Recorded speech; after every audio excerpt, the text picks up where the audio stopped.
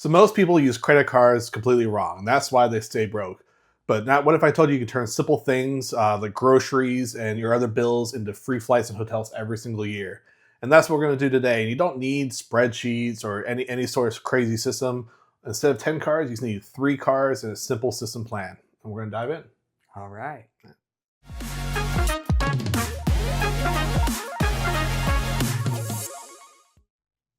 Hey, welcome back to the Buy Your Kids a House podcast. Again, I'm Matt. This is Andrew. And this is our travel and health segment where we go over ways we can still afford to travel and live healthier, better lives without blowing the budget. Yeah, and today we're going to be breaking down the easiest way to earn travel points without falling into credit card debt. No hacks, no tricks. It's just a simple, repeatable system that we can just continue to use. Absolutely. So let's go over that. Let's go. So the first step in our system here is I like to try to keep things as simple as possible. Now, don't get me wrong. There are plenty of other blogs and websites and series, everything go check.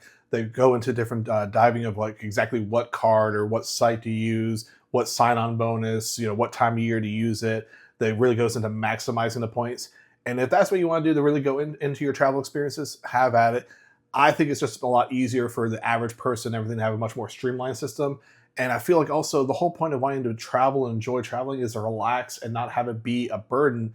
And I feel like if you're having tons of spreadsheets and you're having to be on sites at certain times, certain places, and signing on to maximize this, you're adding stress just for the sake of you trying to go and enjoy traveling. And traveling is supposed to be something that's nice and relaxing and separating from life. It shouldn't be an additional burden on top of the burdens we already exist, whether it's your own, your health, your work, your kids, your stress from your life. You're not trying to add another stress. You're trying to alleviate that by going on vacation and everything. And then if you're earning those credit card points and additional stress, then it's just not worth it to me and everything. So instead of having 15, 20 different cards and having all these different points, you have to go to these other sites, convert the points, and do the sign-on bonus and everything. I like to keep it down to about 3 cards to use, and we'll go into exactly which cards and what to use in a little bit here. But I think just having that 3-card balance and everything just is a lot easier way to streamline everything. And staying also brand loyal then also is another way. Like I know in those sites they'll have you go to all different companies of who you're using, for what hotel, what time, and what airline for what time. Yep. I think sticking with the 3 cards and a few hotels and planes, airline companies and everything is a way to go because you're ordering their tier system, their loyalty points along with your credit card points, and pulling that all in together rather than having tons of different options. Right. And looking at all the different options, you also have to remember what's the most important part is making sure you're staying within that budget. Whether it's from the 50 or the 30 part of your budget, it's not going to be as much from the 20 because that's the fun money, like the savings and things like that. But making sure that you're able to pay off immediately those different cards. Because if you don't, then we're falling into the credit card debt. And that's what we're avoiding. We're just using this as a tool to get free money, essentially, to get those points to get the free flights or the extra points for the groceries and things like that, which we'll be going into a little bit more here in a minute. But making sure you're within your budget is definitely the most important part. Yeah, absolutely. We've covered before about high interest debt. And if you haven't seen those, please go back and look at those videos on it. But paying those credit card interest rates, 20, 25, 30%, is really a budget killer. Yeah. And with that, the whole point, and a lot of other financial gurus don't recommend getting credit cards for this exact reason. For that reason, because a lot of people, when they get in the debt cycle, can easily be like, oh, well, I'll put this off for a month. I'll put this off for another month. I'll pay just a minimum on it, not realizing how much that hurts their long-term growth. And so you have to stay mentally disciplined in this because, again, that is a very crucial part to this. We want the points. Yes. But we don't want to earn the debt in that process because that just undoes all the benefits and work that we're doing with this. Yeah, and then there's no point anymore. At that point, then if your credit cards are maxed out, you can't pay it off and you're just paying the minimums and it's not going to all the principal like we've talked about in the past, then what are you doing? You're just sitting there with a maxed out credit card, not earning you points, and it defeats the whole purpose of what we're trying to accomplish with this. Yeah, and you hit the nail on the head with the maxed out credit card aspect because, if something was to go wrong, broken arm, out of work, whatever, laid off from your job, and your credit cards are maxed out, you're not going to be able to pay that off unless you have that already pre-planned within your budget. So we shouldn't be getting to the point of having our credit cards maxed out. That's why you're paying it off each month, whatever it is you're using for, whether it's for groceries, dining out, other travel that you can use and then pay off and everything because it's within your budget of your planned fund money that you're using each year.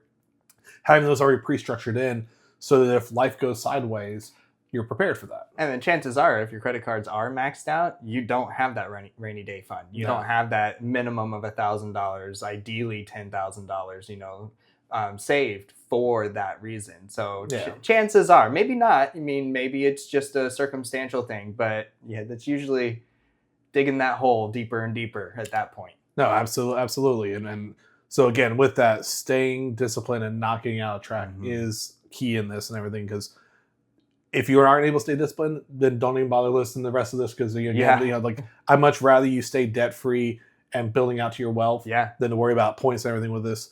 This is an aspect of like this is a tool to use, not for it to turn around and use you. So. Yeah, no, exactly. And next, we're going to dive into more of the different cards and what the points get you. Absolutely. So let's go ahead and get that. All right. Yeah. All right. Okay, so now we're going to start diving into what specific credit cards and everything we recommend, as well as also some of the brands and loyalty points and everything we want to build with and everything. So one of the first ones I'm going to go over is one of my favorite ones to use is specifically the American Express Gold Card. Now, I know there's a Platinum card out there, and it's fancy. You get the nice lounges and everything, but it doesn't have a key feature that I think the Gold does better, and that's the points towards groceries. We all have to eat. And with that, you get 4 times points on groceries, up to $25,000 spent a year. That's up to 100,000 points just from that one card every single year. Now, I know some people might be thinking like 25,000 sounds like a lot of money in a year. Really, it's just a little over $2,000 a month, which for a family of 4 or more is really, I think, a relatively attainable amount to hit and everything. Now, also includes not just groceries, but also dining out as well. So if you're including in, eating out a few times a month on top of your groceries, hitting that $25,000 threshold might not be too difficult. Now, if you're below that, you're still getting 4 times the points, which is still a way to add up. But I'm just going to keep in mind with the idea of using the full 25,000, so that we illustrate later, showing how fast this can snowball into free flights and everything. You'll see how quickly that can impact from that. So don't get me wrong, the airport lounges are nice, but I think just a fee with the Platinum is just a lot higher than what it needs to be, and you don't get those grocery point credit and everything. And so I definitely Gold for me is better than Platinum. Oh yeah, no, I completely agree. And then for groceries, those are great, but for travel, it's not. The Gold isn't as much. And like you said, even the American Express Platinum card isn't really great. But we're going to venture off into a couple other different cards. So the Chase Sapphire card, either the preferred or the reserved. We both agree that we kind of like the reserved better because it is a little bit higher of a fee yearly, but then you get that more points to it. You get that 4 times, 8 times points versus the other one is 2, 5, times points. And then booking through the portals when you're looking at different flights and you're traveling and things like that is not necessarily the way to go because you're losing out on the airline or the hotel, their loyalty points. So you're losing out on that, and you might be getting more points for the card, but at the same time, you're losing the rest. So booking with those cards through the direct websites instead of using their portal, I think is a better way to go. Especially for traveling, specifically for those cards. And like I said, they're both great cards, especially for traveling and using those. But the reserve definitely has that edge above everyone else. You don't get the American Express Lounge, but I mean, really, you're going to sit there for an hour and then you get on a flight anyway. So And with those cards as well, they give you an annual spending fee as well. And that pretty much alleviates the annual fee that you'll be paying anyway.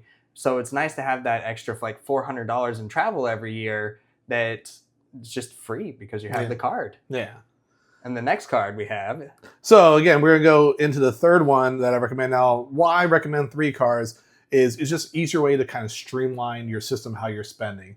Again, we're trying to fall into that 50, 30, 20. The Gold falls under your 50 because you got to eat.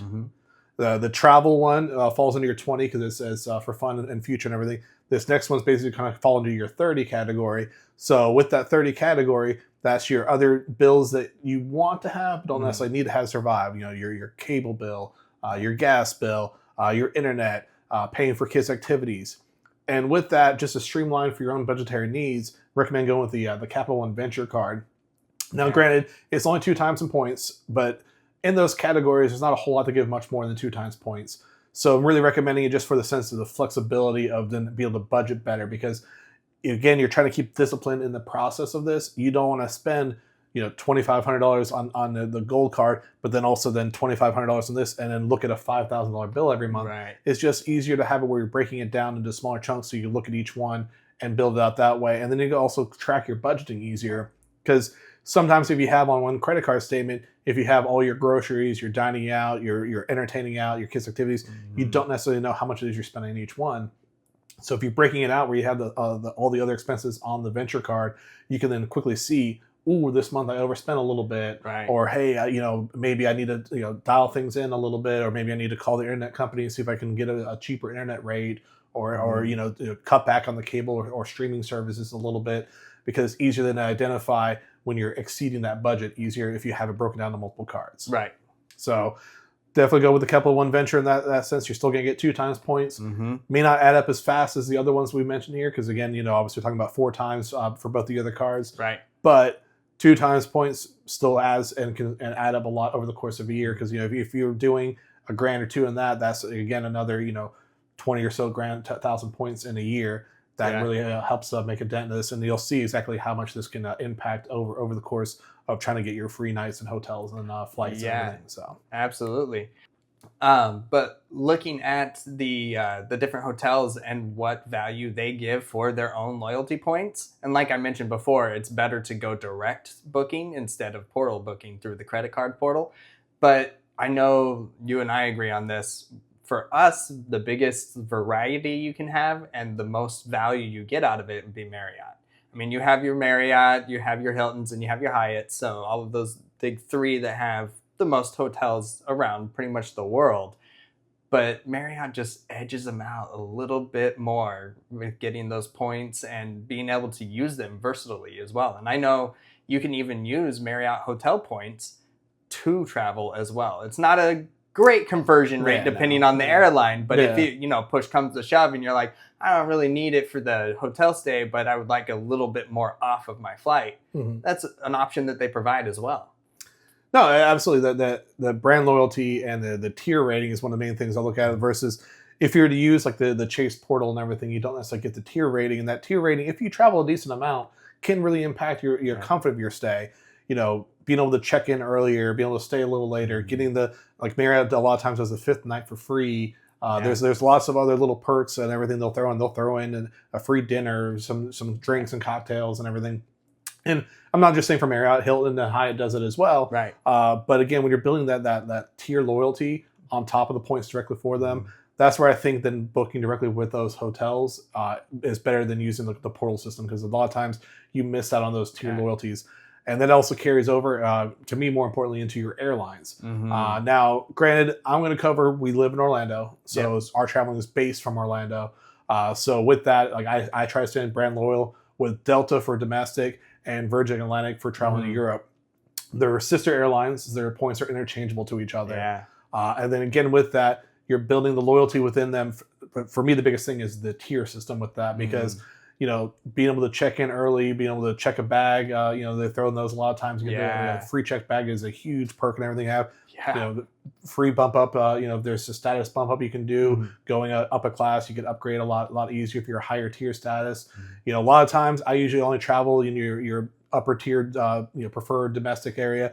But you're a lot quicker to get bumped up to first class if you're in their higher tier systems. Right. But also one of the main key things is when you're booking, especially any airline, look at what tier ticket you're getting, because a lot of airlines now will offer the lowest tier tickets cheaper, but it'll specifically have that little X next to the points.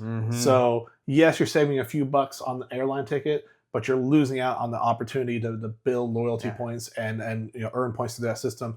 So to me, a lot of times, yes, it's unfortunate having to pay a little bit more for the lower tier tickets and everything, but in the long term, you're going to earn that back if your goal is to travel more and build those loyalty and points in the tier system and everything. So at least not the lowest tier a lot of times, but going that one step up, still in the standby class is at least the benchmark to go with, and then build from there. Now, based off of that, what level you're at depends on your income level, but keeping track and staying loyal to those brands, because I know I was guilty of this when I was younger. I just would go on, Kayak or wherever other, Priceline, whatever it Yeah, was, and book whatever the cheapest airline was available, and didn't keep track of any of these things. And I spent, most of my 20s just traveling this way, and all those flights and everything through that whole decade of my life basically doesn't matter to amount to anything now. right. So finding these, the plans now, creating that loyalty now can at least create the snowball that we want to have to then Yeah, get those free flights and everything down the road. So absolutely. brand loyalty and those 3 credit cards, I think, is the main kind of benchmark of how we use from this. So All right. Well, let's jump into the next section. yeah, All right. So in this section, we're going to be talking about the rules. We have 3 specific rules that we want to stay and follow to make this work best for us, without extending ourselves. And the first rule is going to be stay within that budget. You got to make sure that you stay within your budget. And we talked about how important that's been. So you're not overexerting yourself and you're not falling into that debt.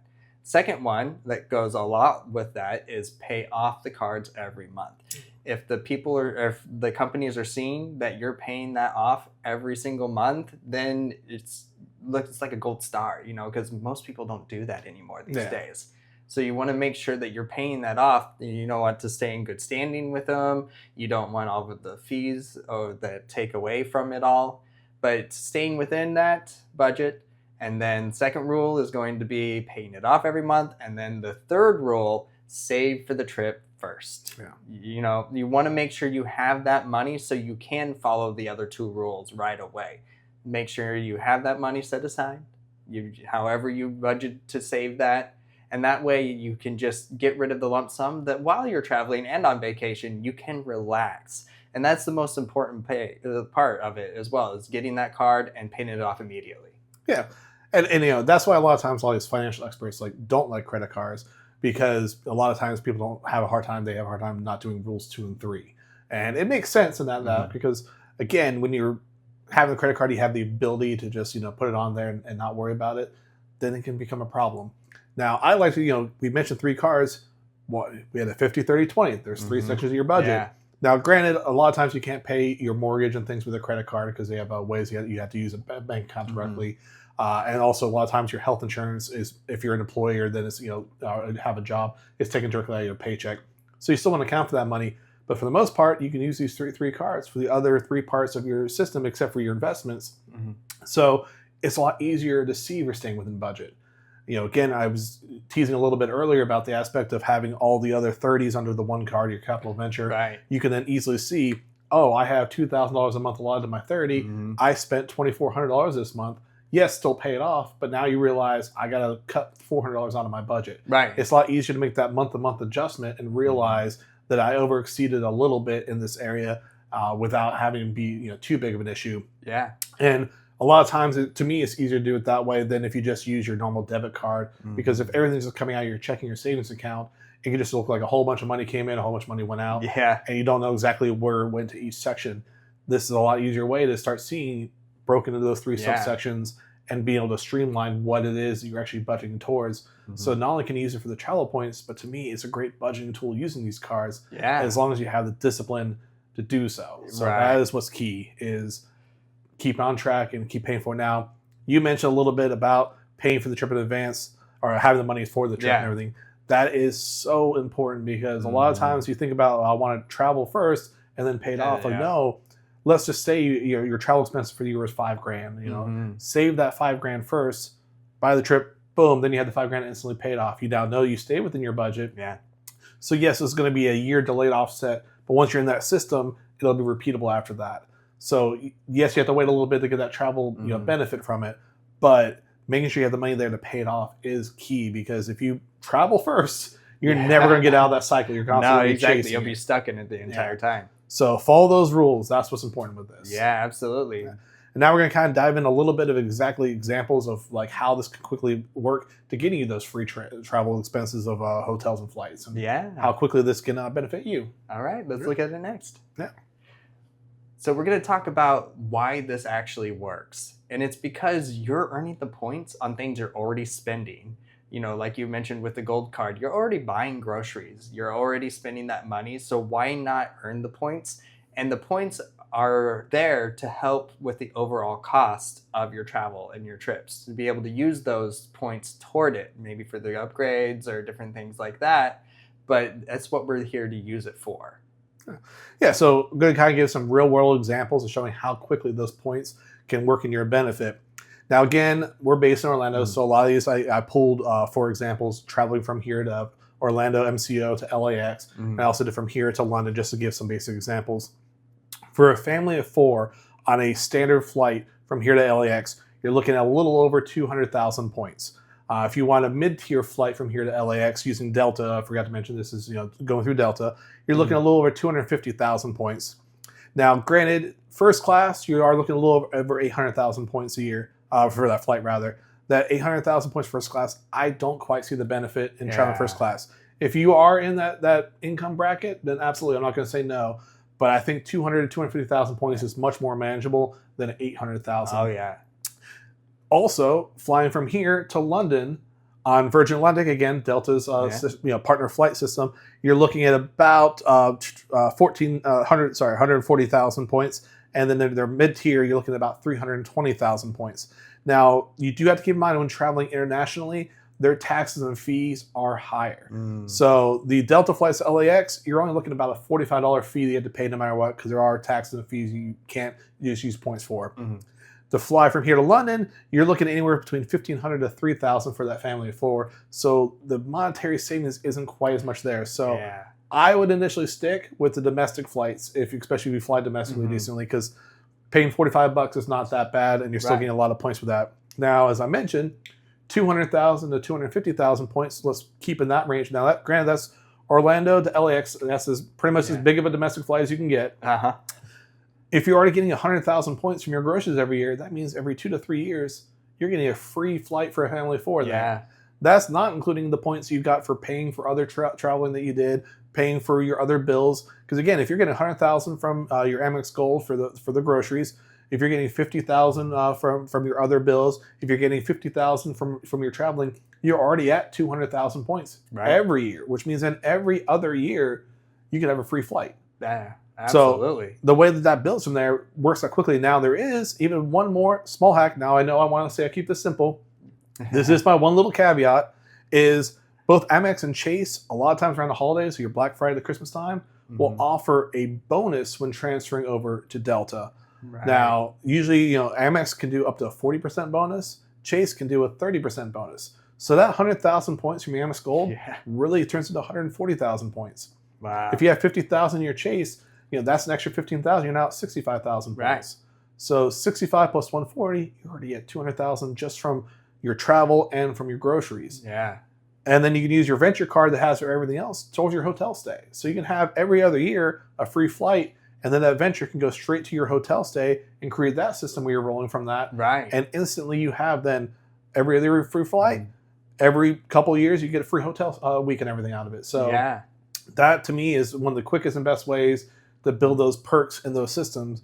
And that it doesn't even include if you go on smaller, cheaper, simpler flights. If you're like my wife's family is from Pittsburgh and everything, we can fly up there quick and easy. If you want to fly, Midwest, without going quite as far, those points won't be as much. It might be only 150, even 100,000 for that. So you can get those flights a lot quicker. So absolutely. So to me, that's shows you how quickly just using your everyday expenses, not things beyond your means. Now, granted, the Chase traveling one might be something that is maybe a stretch at the moment.